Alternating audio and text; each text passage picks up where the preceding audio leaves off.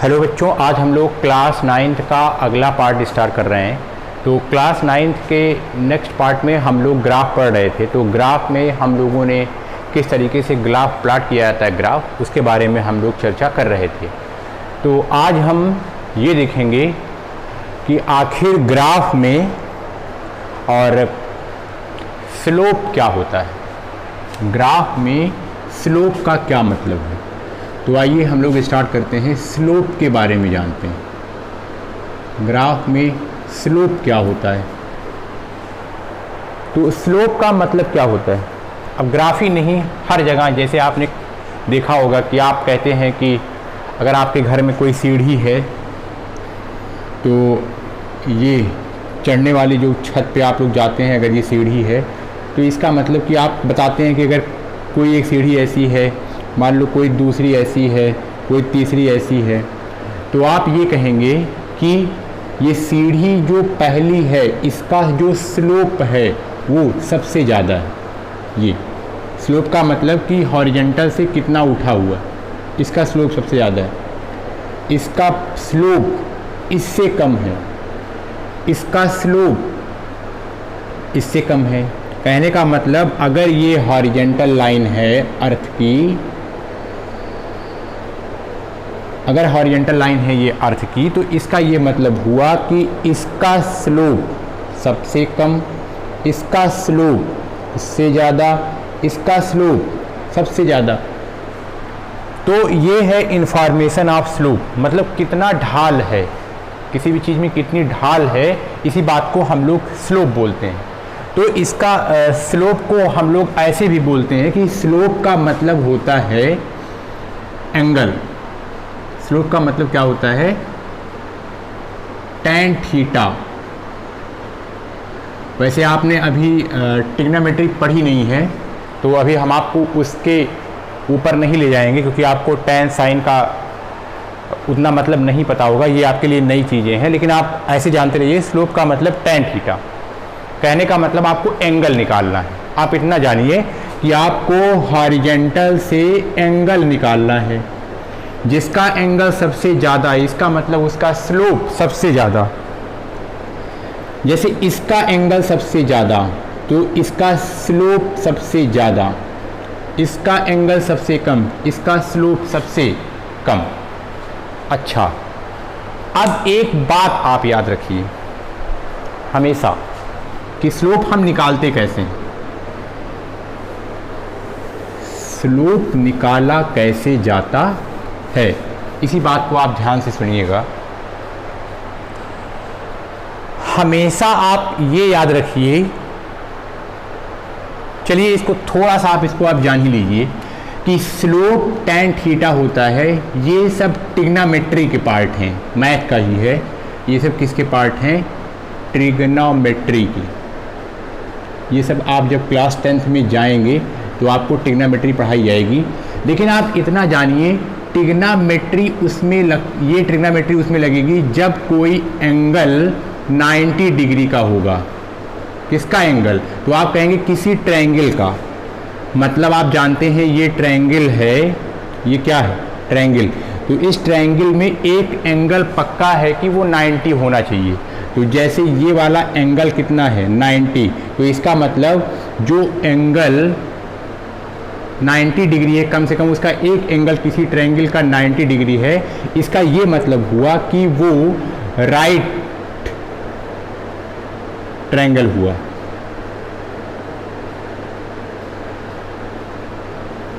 तो ये जो ट्रिग्नोमेट्री है, ये tan उसी हमेशा राइट एंगल वाले ट्रायंगल में ही लगता है।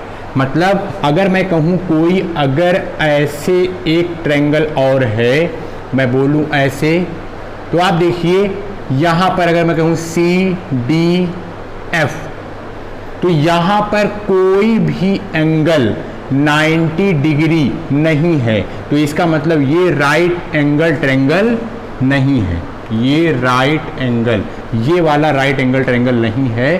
तो यहाँ tan वाला कॉन्सेप्ट लगने वाला नहीं है। फिर से सुनिए, हम आपको स्लोप निकालने की बात कर रहे हैं। स्लोप निकालने का मतलब होता है आप उसका tan थीटा निकाल लीजिए। tan थीटा कैसे निकलता है? tan थीटा हमेशा राइट एंगल ट्रायंगल में निकलता है। राइट एंगल ट्रायंगल कौन सा है? ऐसा एंगल जिसका एक एंगल कितना होना चाहिए? 90 डिग्री। तो वहां पर ही ये लगेगा। अच्छा, तो इसका हम लोग इस्तेमाल कैसे करते हैं?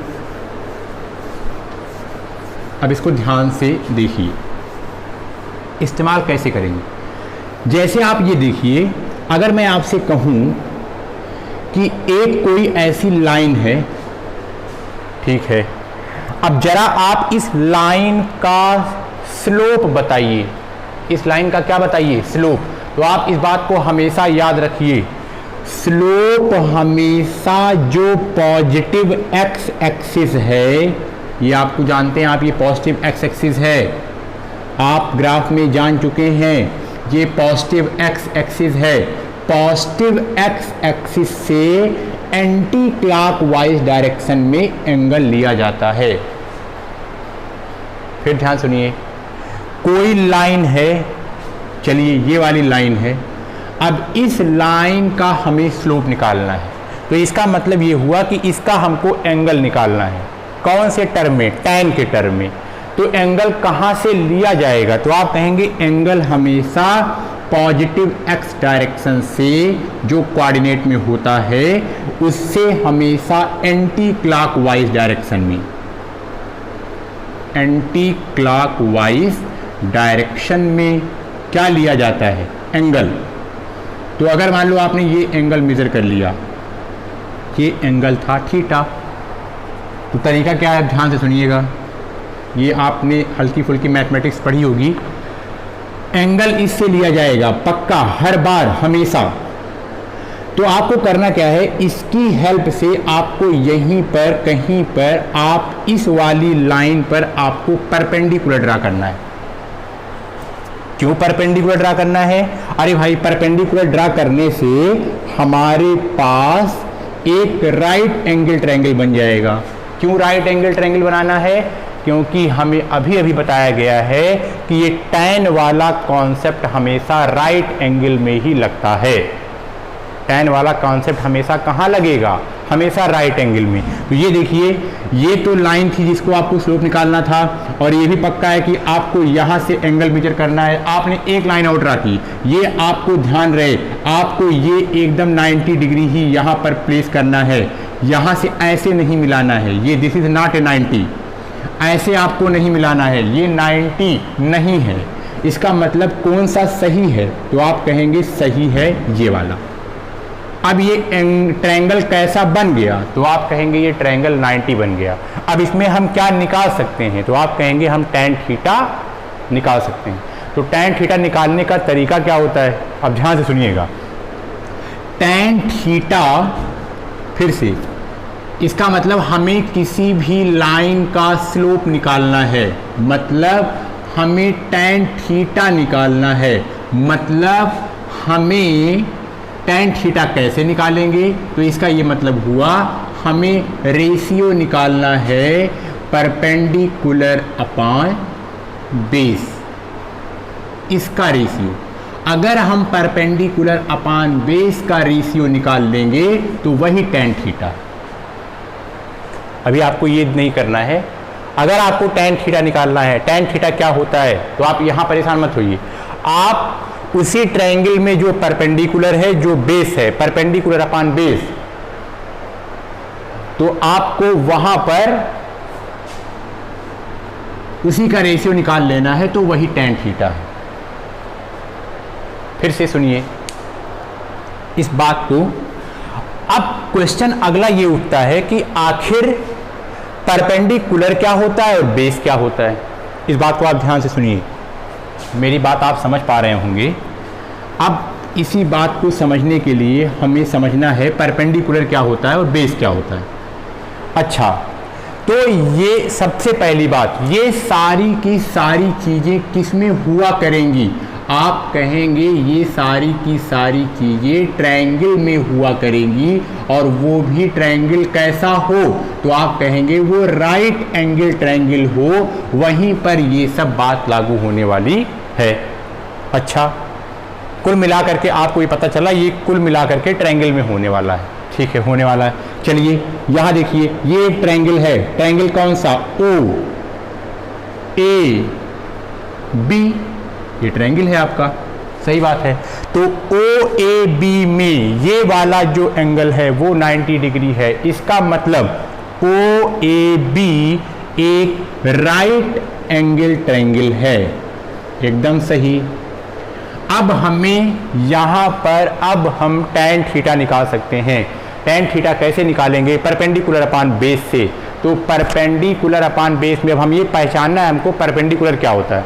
अब इधर ध्यान से सुनिए, देखिए किसी भी ट्रायंगल में मान लीजिए ये समय पार्टिकुलर राइट एंगल ट्रायंगल है, वहां पर मैं अपने मन से किसी को मान लीजिए मैंने थीटा मान लिया, मान लीजिए हमने इस एंगल को थीटा माना, तो जिस एंगल को थीटा मानते हैं, मान लीजिए आपने मान लिया, चलिए अब ध्यान सुनिए, इस वाले एंगल को हम थीटा नहीं मान सकते क्योंकि हमें पता है ये वाला एंगल तो 90 डिग्री है ही, मतलब इसको हम थीटा नहीं मान सकते।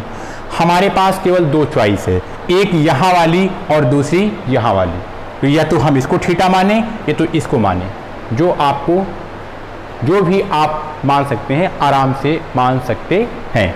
अच्छा, अब तरीका क्या है, अब यहाँ ध्यान सुनिएगा, 90 डिग्री के सामने वाला जो साइड होता है, आप यहाँ 90 डिग्री खड़े हो जाइए और जस्ट सामने देखिए, आप सामने देखेंगे तो इसके जो सामने वाला जो साइड होता है उसका नाम हाइपोटेनियस होता है।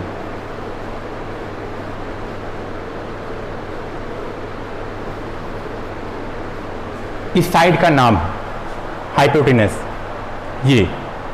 अच्छा, अब फिर से सुनिए, जो हमने एंगल माना है, कहाँ माना है, यहाँ माना है, ये एंगल पक्का है, एक तो हाइपोटेनियस से कनेक्ट रहेगा और दूसरा जिस लाइन से कनेक्ट रहेगा वो वाली लाइन बेस कही जाएगी। पहचानिए आप इसको, पहचानने का तरीका है, वो लाइन क्या कही जाएगी, बेस। अच्छा, और बाकी जो तीसरी बची वो तो परपेंडिकुलर है ही क्योंकि ये इस पर 90 डिग्री है, तो इसका मतलब ये क्या हो गया, तो आप कहेंगे ये परपेंडिकुलर हो गया। तो आप इसको ऐसे कह सकते हैं, ओ ए हाइपोटेनियस है, ओ बी बेस है और ए बी परपेंडिकुलर है। फिर से आप एक दो एग्जाम्पल और देखिए ध्यान से, पहले आप ये पहचानिए कि कैसे पहचाना जाता है, क्या हाइपोटेन्यूज क्या है और बेस क्या है और परपेंडिकुलर क्या है। तो ये जो तीनों चीज़ें हैं, हाइपोटेन्यूज, बेस और परपेंडिकुलर, ये पक्का जान लीजिए ये हमेशा राइट एंगल ट्रायंगल में ही काम करने वाला है। राइट एंगल ट्रायंगल में, राइट एंगल ट्रायंगल में ये सब काम करने वाला है। अच्छा, चलिए हम कई राइट एंगल ट्रायंगल बनाते हैं। एक मैंने ऐसे बनाया, चलिए मान लीजिए यहाँ 90, एक हमने ऐसे बनाया, ये वाला 90, एक हमने ऐसे बनाया, ये वाला 90। चलिए इसको कुछ नाम दे देते हैं, एक्स वाई जेड, इसका नाम पी क्यू आर, इसका नाम ए बी सी। चलिए, tan वाला कॉन्सेप्ट हमेशा राइट एंगल में काम करेगा। सबसे पहले आपको चेक करना है जितना भी ट्रायंगल बनाया है राइट एंगल है कि नहीं। राइट एंगल ट्रायंगल क्या होता है, जो उसका कम से कम एक एंगल कितना हो, 90, एक एंगल 90 है, ये भी राइट एंगल ट्रायंगल है, ये भी राइट एंगल ट्रायंगल है। अच्छा, अब आपको एक एंगल भी मानना है, मान लीजिए इसी समय हम मान लेते हैं, हमने कहा ये वाला एंगल थीटा है, चलिए ये वाला एंगल थीटा है, ठीक है। चलिए अब यहाँ पर ये वाला एंगल हमने थीटा मान लिया। चलिए अब देखिए, अब तरीका यहाँ क्या करना है, हमको पहचानना है यहाँ पर परपेंडिकुलर कौन सा है। तो परपेंडिकुलर याद रखो हमेशा 90 डिग्री के सामने वाला, ये क्या हो गया, परपेंडिकुलर, ठीक है। इधर देखिए, अब बेस क्या होता है, बेस, तो जहां पर आपने एंगल माना है, एंगल आपने यहां माना है, यहां आपने एंगल माना है, एकदम सही, तो इसका ये तो परपेंडिकुलर हो गया। एंगल का जो दूसरा हिस्सा है वो किससे रहेगा, तो ये होगा बेस, ये हो गया बेस। अच्छा, फिर ये वाला कौन सा है, तो ये कहेंगे आप परपेंडिकुलर, सॉरी ये है हाइपोटेन्यूस, 90 के सामने वाले को हाइपोटेन्यूस बोलते हैं। फिर से इधर आइए देखिए, 90 के सामने वाले साइड को क्या बोलेंगे, हाइपोटेन्यूस, एकदम सही। फिर से सुनिए, यहां पर अब की बार मैंने क्या माना है, अब की बार मैंने इसको थीटा माना है, जिसमें से एक तो ये हाइपोटेन्यूस हो गया, तो दूसरा पक्का क्या हो जाएगा, ये हो गया साइड बेस, ये वाली साइड बेस है। अच्छा, ये वाली साइड क्या है, ये वाली साइड परपेंडिकुलर है। फिर से यहाँ आप देखिए, ये 90 डिग्री है, तो 90 के जस्ट सामने वाला क्या हो गया, आप कहेंगे हाइपोटेन्यूस। अच्छा, यहाँ आपने थीटा माना है, एक तो ये हाइपोटेन्यूस हो गया, दूसरा क्या हो गया, आप कहेंगे बेस। अच्छा, ये तीसरा क्या हो गया, आप कहेंगे परपेंडिकुलर। तो कहने का मतलब किसी एक राइट एंगल ट्रायंगल में आपने साइड पहचानना सीख लिया, परपेंडिकुलर, बेस और हाइपोटेन्यूस, ये कैसे होता है। अब ये बात जब आपकी समझ में आ गई, अब आप आराम से tan थीटा निकाल सकती हैं। tan थीटा निकालने में कोई आपको दिक्कत होने वाली नहीं है। अच्छा, अब फिर से आइए, हमें क्या निकालना है, फिर से अब इसी बात को मैं एक बार पूरी तरीके से बोल दे रहा हूं, हमें क्या निकालना है, हमें निकालना है स्लोप, किसका, किसी लाइन का। किसी लाइन का स्लोप निकालने का मतलब क्या होता है, हमें tan थीटा निकालना है। tan थीटा निकालने का मतलब क्या होता है, हमें परपेंडिकुलर अपान बेस, ये आपको याद रखिए, परपेंडिकुलर अपान बेस निकालना है। और ये सब किस में होगा, ये होगा राइट एंगल ट्रायंगल में। चलिए इधर देखिए, अगर मैंने आपसे कहा कि ये एक लाइन है, ठीक है, हमको इस लाइन का क्या निकालना है, स्लोप। तो सबसे पहला इस लाइन का एंगल हमें मेजर करना है हमेशा हॉरिजेंटल लाइन से, जो एक्स एक्सिस वाली पॉजिटिव है। तो हम तुरंत यहाँ पर क्या बनाया करेंगे, यहाँ पर हम तुरंत अपने मन से हॉरिजेंटल लाइन बना लिया करेंगे। ये कौन सी लाइन है, प्लस एक्स, ठीक है। तो यहाँ से हम एंगल आराम से बोल देंगे, मान लीजिए मैंने इसको एंगल माना थीटा। चलिए अभी ये देखो ट्रायंगल बनने वाला है, यहाँ से हम क्या करेंगे, अब यहाँ से हम परपेंडिकुलर ड्रॉप कर देंगे। तो कुल मिला के परपेंडिकुलर इसीलिए जिससे हमको ये वाला काम हमारा हो जाए। तो ये हो गया 90, एकदम सही। चलिए अब ध्यान से सुनिएगा, अब वही बात है, अब ये एक 90 वाला ट्रायंगल है, ठीक है। 90 के सामने वाला क्या होता है, आंसर है हाइपोटेन्यूस। अच्छा, ये हाइपोटेन्यूस है, ये एंगल हमने माना है, तो ये क्या हो गया, आंसर है बेस। तो ये क्या है, ये है परपेंडिकुलर। तो अगर मैं आपसे कहूं जरा आप स्लोप बताइए, तो आप यहां लिखेंगे स्लोप इज इक्वल टू, अब आप tan थीटा छोड़ दीजिए क्योंकि आपको पता नहीं है, आप इसको याद रखिए, किसी भी राइट एंगल ट्रायंगल में परपेंडिकुलर अपान बेस, परपेंडिकुलर अपान बेस। अगर आपको परपेंडिकुलर पता हो, अगर आपको इसकी लेंथ पता है परपेंडिकुलर, मान लीजिए मैं कहूं इस परपेंडिकुलर की लेंथ है 5, कितना है, इसकी है 5, तो यहां पर ये हो जाएगा 5। मान लीजिए मैं कहूं इसकी बेस है, इसका बेस है 10, इसका बेस कितना है 10, तो परपेंडिकुलर अपान बेस, इसका मतलब स्लोप कितना आ जाएगा, स्लोप आ जाएगा 5/10, मतलब ये क्या हो जाएगा 1/2। तो ये आपने इसका स्लोप निकाल लिया। स्लोप का मतलब होता है कितना ढाल है, हमें ढाल पता करना है। तो ये बात आशा है आपको समझ में अच्छे से आई होगी। आप और वैसे भी 3, 4, 15, 20 ट्रायंगल ऐसे बना करके आप एक बार प्रैक्टिस करेंगे तो आपके दिमाग में ये सब बातें अच्छे से आ जाएंगी। अच्छा, अब ये सब काम हम क्यों कर रहे हैं, उसके लिए हम क्यों कर रहे हैं ये आपको बताने की पूरी कोशिश कर रहे हैं। क्यों कर रहे हैं? अभी हमको आगे ना प्रूफ करना है इक्वेशन ऑफ मोशन, तो ये सब की ज़रूरत पड़ने वाली है, ये पक्का जान लीजिए आप।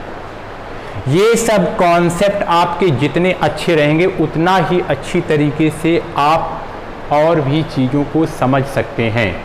अच्छा, अब इधर देखिए, अब हमने जब ग्राफ पढ़ा था तो मान लीजिए कि हम ग्राफ कोई भी, आप ग्राफ का वीडियो आराम से देखिए। मान लीजिए मैंने कहा डिस्टेंस और टाइम के बीच में हमने ग्राफ खींचा और मान लीजिए वो ग्राफ ऐसे था। सुनिएगा, डिस्टेंस और टाइम के बीच में ग्राफ ऐसे था। अब ये एक क्या है? आंसर है, एक लाइन है। किसकी? ग्राफ की। अच्छा, इस लाइन का हम क्या निकाल सकते हैं? स्लोप। स्लोप काफ़ी इंफॉर्मेशन देता है हमें, अभी बताते हैं कैसे। इस लाइन का हम क्या निकाल सकते हैं? स्लोप। तरीका वही है, इस लाइन का स्लोप निकालना है तो हम एक हॉरिजॉन्टल लाइन खींचेंगे, पहले से खींची गई है। यहाँ तुरंत खट से क्या मान लेंगे? थीटा। उसके बाद यहाँ क्या ड्रॉप कर देंगे? परपेंडिकुलर। ये कोई था नहीं, वैसे हमने परपेंडिकुलर ड्रॉप कर दिया। चलिए, इसको मैंने परपेंडिकुलर ड्रॉप कर दिया। बस, अगर आपको इसका स्लोप निकालना है, इस लाइन का स्लोप, तो आपको पता है ये 90 है, तो ये हाइपोटेनियस है, ये बेस है, ये परपेंडिकुलर है। अगर आपको इसका स्लोप निकालना है तो आप कहेंगे परपेंडिकुलर अपान बेस, मतलब परपेंडिकुलर की ये डिस्टेंस अपान इसका बेस। ये हो गया आपका स्लोप। अच्छा, तो किसी ग्राफ में स्लोप हमें क्या इंफॉर्मेशन देता है, अब हम लोग चल रहे हैं इसकी चर्चा करने वाले हैं।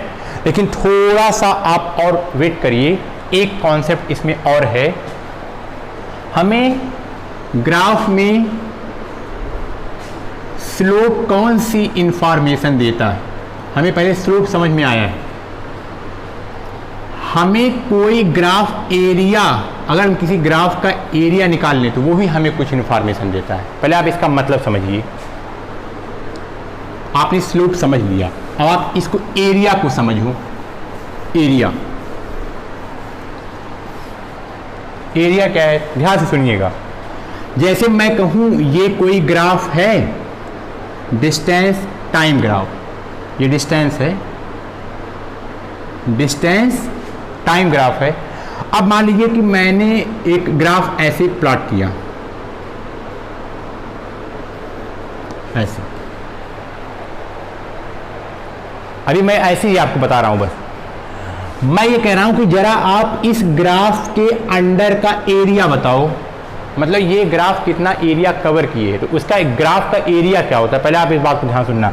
देखो, ग्राफ यहां से लेकर यहां तक गया है, तो वो कितना एरिया कवर कर रहा है। तो आप धीरे से यहां पहले परपेंडिकुलर लाइन ड्रा कर लेंगे। तो इसका मतलब ये वाला जो ग्राफ है ना, वो इतना एरिया, जहां पर मैं ऐसे क्रॉस क्रॉस बना रहा हूं, इसका मतलब ये वाला ग्राफ इतना एरिया कवर कर रहा है। फिर से सुनिए, मान लीजिए मैं कहूँ कोई ग्राफ है और वो ग्राफ ऐसे बना है यहाँ तक। अब मैं कहूँ जरा आप बताइए, ये इसका x है, ये इसका y है। मैं आपसे कहूँ बताइए इस ग्राफ, ये बताइए ये ग्राफ कितना एरिया कवर कर रहा है, कुल मिलाकर के ये कितना गया। आप इसको यहाँ परपेंडिकुलर ड्रा करिए, इसका मतलब ये इतना एरिया इसने कवर किया है। किसने? ग्राफ ने। इस ग्राफ ने इतना एरिया कवर किया है, इस ग्राफ ने इतना एरिया कवर किया है। अच्छा, ऐसे भी कई तरीके से हो सकता है। जैसे मान लीजिए मैं आपसे कहूँ अगर कोई ग्राफ ऐसे है, ऐसे, तो मैं कहूँ बताइए ये वाला ग्राफ कितना एरिया। तो इसका जो सबसे लास्ट वाला पॉइंट है, इसको आप यहाँ से ड्रॉप करिए, इसको क्लोज करिए। इसका मतलब इसने इतना एरिया कवर किया है इस ग्राफ। तो ये होता है ग्राफ का एरिया, ग्राफ अंडर एरिया, मतलब ग्राफ के अंदर कितना एरिया कवर है वो ये है। तो आपको एरिया की बात भी समझ में आ रही है। किसी ग्राफ अंडर एरिया का मतलब ये ग्राफ इसके अंदर का एरिया, ये ग्राफ इसके अंदर का एरिया, ये ग्राफ इसके अंदर का एरिया, और ये सब एरिया आप निकालना जानते हैं। आपको ये पता है ये ट्रायंगल नुमा टाइप का है, और आपको पता है कि ट्रायंगल का एरिया कैसे निकाला जाता है। ये आपने अपनी क्लास में, प्रीवियस क्लास में मैथ में पढ़ा है। अगर आपको ये डाटा दिया जाए तो हाफ से आप मल्टीप्लाई करके आप इसका एरिया निकाल सकते हैं। ये देखिए रेक्टेंगुलर जैसा है, तो इसका मतलब अगर आपको ये डेटा और ये डेटा मिल जाए तो इसका मतलब आप इसका एरिया निकाल सकते हैं। तो कहने का मतलब आपको एरिया निकालना पता है। अब आइए कॉन्सेप्ट पर जो हमें इसका यूज़ करना है, बहुत ध्यान से। जो बात मैं आपको लिखा रहा हूँ, इस बात को आपको नोट करना है अच्छे से और ध्यान से इसे आपको याद कर लेना है। चलिए, तो हम कितना ग्राफ यहाँ पर पढ़े थे, आप याद करिए। हमने पढ़ा था क्या? डिस्टेंस टाइम ग्राफ, सही बात है। उसके बाद हमने पढ़ा था ये डिस्टेंस टाइम ग्राफ है। फिर हमने पढ़ा था स्पीड टाइम ग्राफ। फिर ऐसे ही होता है एक्सीलरेशन टाइम ग्राफ। ये सब अब आपको बताने की ज़रूरत नहीं है, आपको पता है। अगर कोई ऐसे ग्राफ है, यहाँ डिस्टेंस लिखा है, यहाँ टाइम, इसके बीच में जो ग्राफ आपने खींचा वो डिस्टेंस टाइम।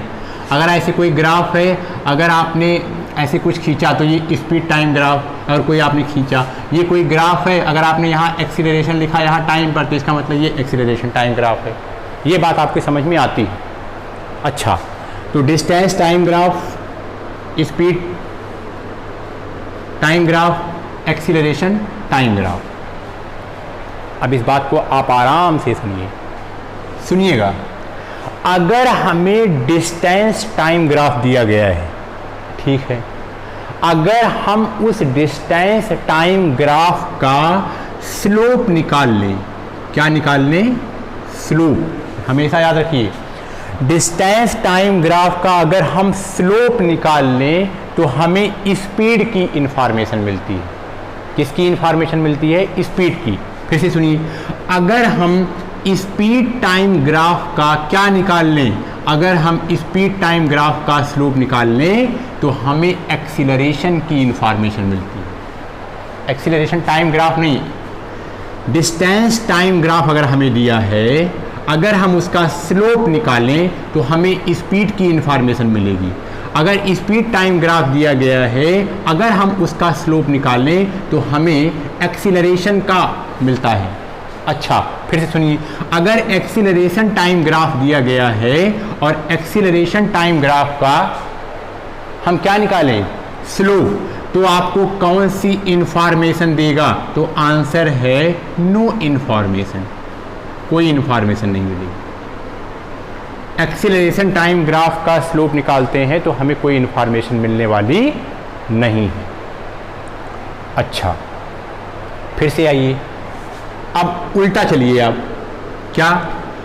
अगर एक्सीलरेशन टाइम ग्राफ है, ठीक है, अगर आपने उसके अंडर का एरिया निकाल लिया, ध्यान सुनिएगा, अगर एक्सीलरेशन टाइम ग्राफ है, अगर आपने उसके अंडर का एरिया निकाल लिया, तब आपको स्पीड की इंफॉर्मेशन मिलेगी। किसकी इंफॉर्मेशन मिलेगी? स्पीड की। अच्छा, अगर आपको स्पीड टाइम ग्राफ दिया गया है, अगर आप उसका क्या निकाल लें? आंसर है एरिया निकाल लें, तब आपको डिस्टेंस की इंफॉर्मेशन मिलेगी। अच्छा, फिर से आगे चलिए, अगर आपको डिस्टेंस टाइम ग्राफ दिया गया है, अगर आप उसका क्या निकाल लें? आंसर है एरिया, तब कौन सी इंफॉर्मेशन मिलेगी? तो आप कहेंगे नो इंफॉर्मेशन, कोई इंफॉर्मेशन नहीं मिलने वाली, कोई इंफॉर्मेशन मिलने वाली नहीं। देखिए, जब आप इधर से इधर जाएंगे और उसका स्लोप निकालेंगे, तब आपको किसकी इंफॉर्मेशन मिलेगी?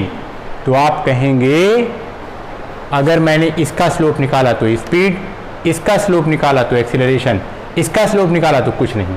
फिर से सुनिए, अगर एक्सीलरेशन टाइम ग्राफ का एरिया निकाला तो स्पीड, अगर स्पीड टाइम ग्राफ का एरिया निकाला तो डिस्टेंस, डिस्टेंस टाइम ग्राफ का अगर एरिया निकाला तो कुछ नहीं।